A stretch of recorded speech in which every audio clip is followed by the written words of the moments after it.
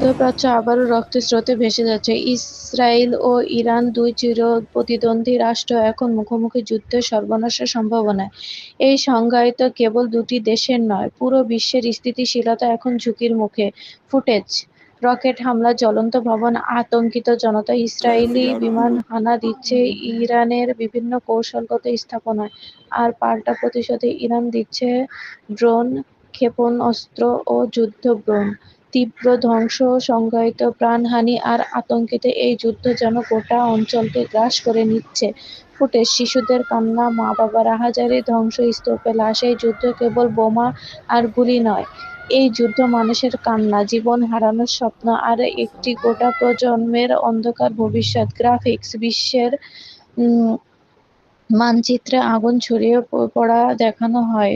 বিভিন্ন পরাশক্তিগুলো মুখ ফিরিয়ে নিচ্ছে, তাদের নির্ভরতা যেন এ আগুনে ঘি ঢালছে।